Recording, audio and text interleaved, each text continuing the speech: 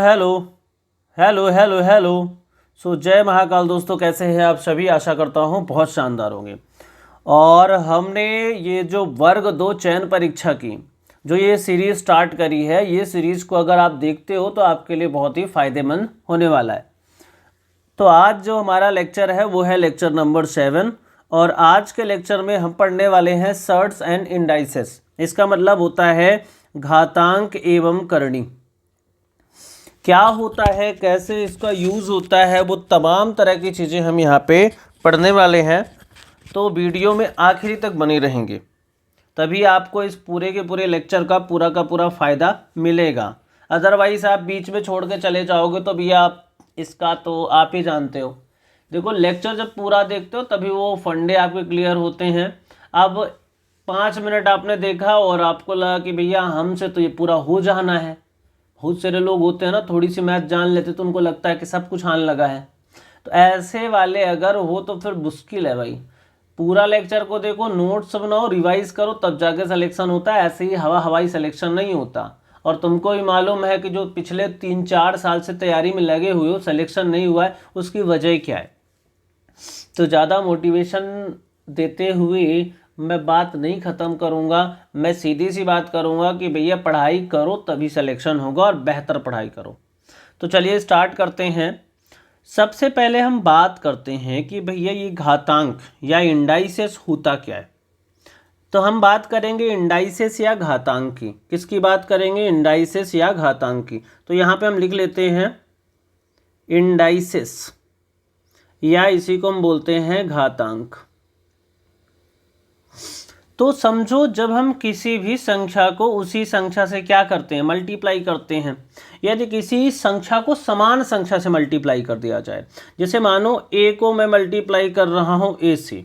देखो, a multiply by a into a। अगर ऐसा लिखा हुआ तो आपको भी मालूम है यहाँ पे a की पावर क्या है, 1 है। यहाँ पे एक पावर 1 है, यहाँ पे एक पावर 1 है, यहाँ पे एक पावर 1 है। तो हम क्या लिख सकते हैं, a की पावर 4। समझ में आ रही बात।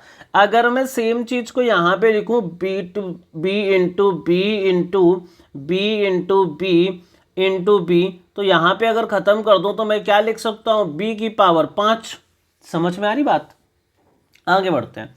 अगर मैं लिखूं a into A into A into B into B into B into B, तो मैं यहाँ पे क्या लिख सकता हूँ, a की पावर कितनी है, 3 है, और b की पावर कितनी है, 4 है।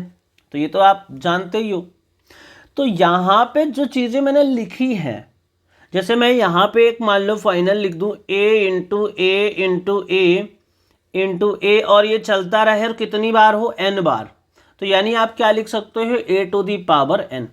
ये मालूम है आपको। तो यहाँ पे आपको मिला a to the power n। तो यहाँ पे जो a है, a को हम बोलते हैं बेस यानी आधार। a को क्या बोलते हैं हम, बेस यानी कि आधार। और यहाँ पे जो पावर है, आपको पावर दिख रही ना, इसे बोलते हैं हम इंडाइसेस यानी घातांक। क्या बोलते हैं, इंडाइसेस यानी कि घातांक। समझ में आ रही बात। भी इतने पढ़े लिखे हो, इतनी जानकारी आपको है।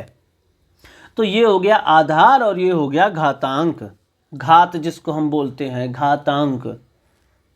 ठीक है, घात का अंक।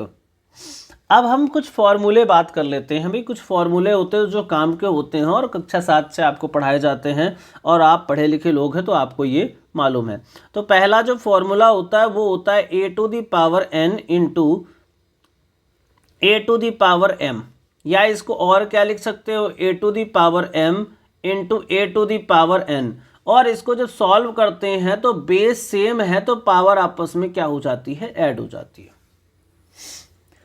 अगर सारे के सारे चीज़ें क्या हैं, बेस सेम हो तो पावर आपस में क्या होती है, ऐड हो जाती है, जब मल्टीप्लिकेशन का साइन हो। समझ में आ रही बात। अब एक डिवाइड वाला, a to the power m divide by a to the power n। इस कंडीशन में क्या होता है, बेस यहाँ पे भी सेम है और डिवाइड में है, तो पावर आपस में क्या हो जाएगी, माइनस हो जाएगी। तो a की पावर क्या हो जाएगा, m माइनस n। अगला देखें, अगला होता है a to the power m whole power n। समझ में आ रही बात? इसका मतलब a to the power m into n। समझ में आ रही बात? अब अगला ये कहता है कि a b की पावर अगर n है तो इसका मतलब ये a की भी पावर n है और b की भी पावर क्या है, n है। समझ में आ रही बात इतनी? आगे बढ़ते हैं भाई। आगे बढ़ के देखें तो ये ऐसा भी कहा जा सकता है कि a बाई बी की पावर अगर n है तो एक काम करो, a की पावर n लिख दो और b की पावर भी क्या लिख दो, n लिख दो। अगला ये कहता है किसी भी बेस का पावर क्या है, 0 है, तो इसका मतलब होता है 1। अब ये कहता है कि यहाँ पे a जो है वो 0 नहीं होना चाहिए।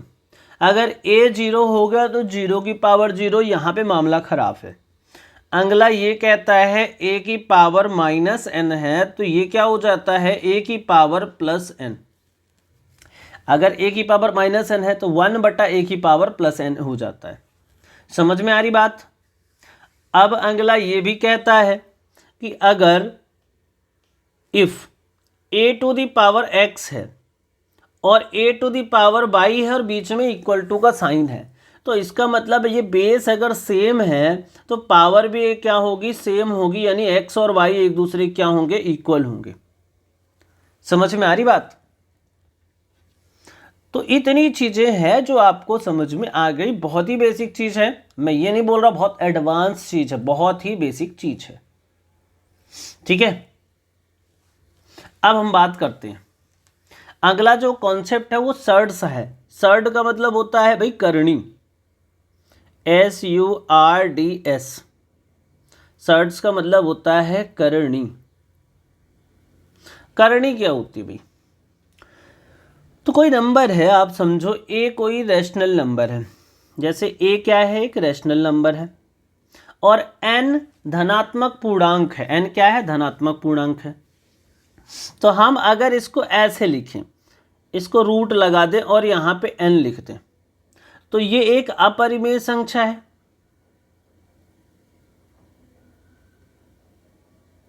क्या है, अपरिमेय संख्या है।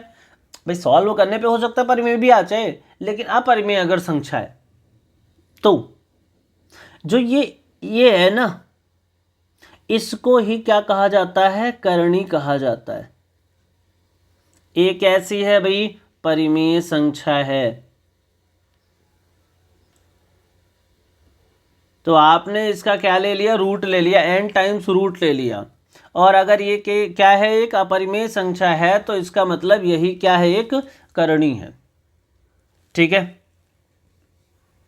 समझ में आ रही बात? तो इतनी चीजें आपको मालूम है।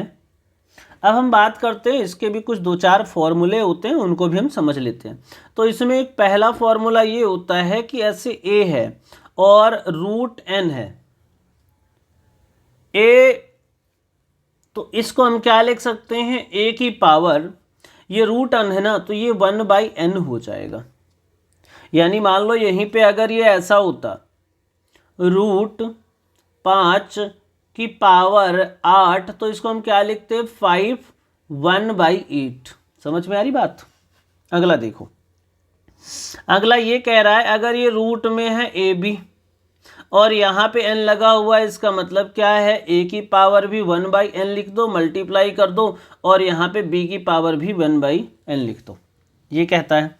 तीसरा ये कहता है कि एक काम करो, अगर ये डिवाइड में है तो करना क्या है, a की पावर 1/n लिखना पड़ेगा और b की पावर 1/n लिखना पड़ेगा।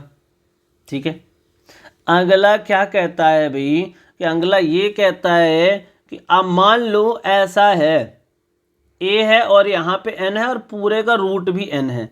इसका मतलब क्या है कि ये क्या है, हम इसको अंदर वाले को क्या लिख सकते हैं, a to the power 1/n, यही लिख सकते हैं ना अंदर वाले को। उसके बाद रूट लगा है n और इसका मतलब a to the power 1/n into n, और n से n कैंसिल आउट हो गया तो कितना आ गया, a। तो अगर ऐसा फंडा है तो a खुद आएगा चल के। ठीक है, अब यहाँ पे ऐसा भी तो हो सकता है, रूट ए की पावर है यहाँ पे n और ऐसे पावर है m। तो इस केस में क्या हो जाता है, देखो a की पावर, जो ये वाली पावर ये ऊपर रहेगी, जो रूट में लगी वो नीचे रहेगी, तो ये हो जाएगा। समझ में आ रही बात? अगला देखो,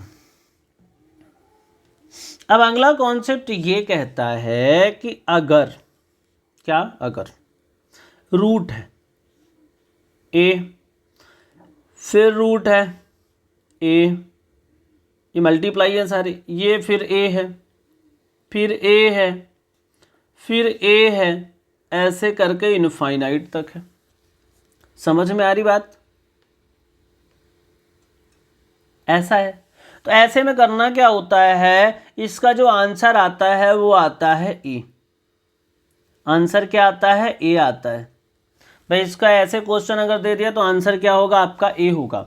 अब ये आंसर कैसे आया होगा, तो दोनों साइड मान लो ये पूरी की पूरी वैल्यू x है, ये पूरी की पूरी वैल्यू क्या है, x है। तो अगर इसका स्क्वायर करें तो ये x स्क्वायर हो जाएगा क्या, is equal to a into x आ जाएगा, यानी x square divide by x is equal to a. तो इसको इससे काट दिया तो x की वैल्यू क्या आ गई, ए ही तो आ गई। समझ में आ रही बात?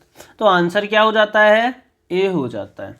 अगला देख भाई, अगला जैसे मान लो कोई क्वेश्चन है, जैसे एक क्वेश्चन है आपसे पूछ लिया ऐसे 5 इंटू 5 इंटू 5 इंटू 5 और ये ऐसे इनफाइनाइट तक चल रहा है, इसका आंसर बताओ। तो आंसर आपको सोचना नहीं, 5 आंसर हो जाएगा इसका। समझ में आ रही बात? लेकिन अगर आपको ये फंडे नहीं मालूम ना तो वहाँ पे जाके आपको मुश्किल हो जानी है, तो इसीलिए मैं बोल रहा हूँ पढ़ लो अभी भी।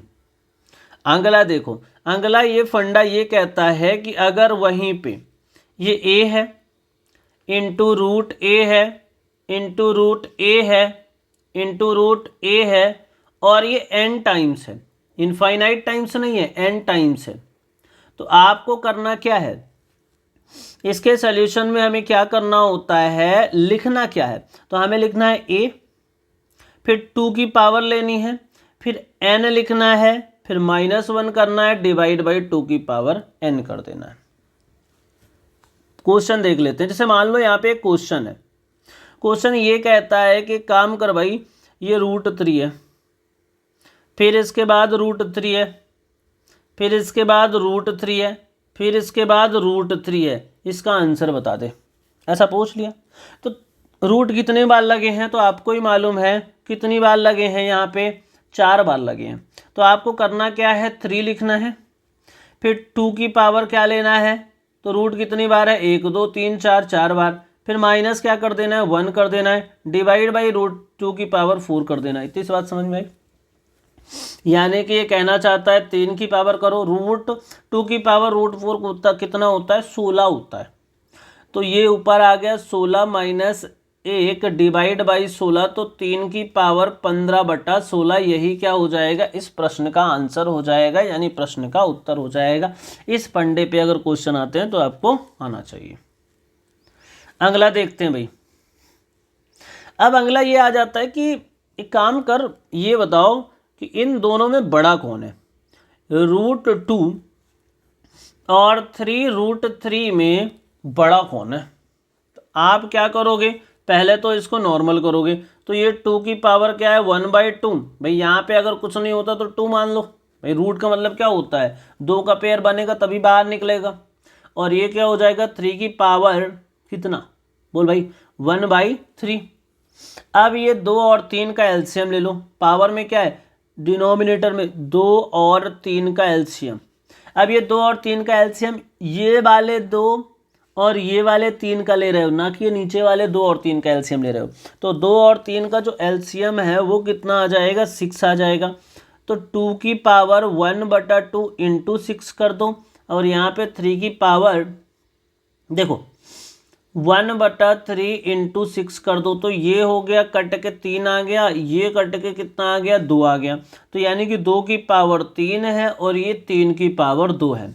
आपको भी मालूम है कि 3 की पावर 2 कितना होता है 9, और 2 की पावर 3 कितना होता है 8। 9 बड़ा होता है 8 से, तो ये वाली जो करनी है